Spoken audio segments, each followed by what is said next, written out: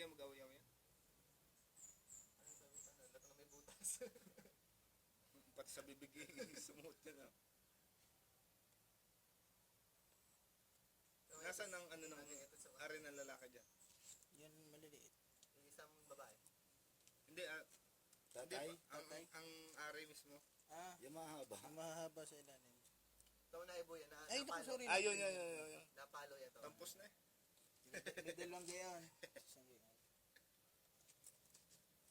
Yan mo napalo.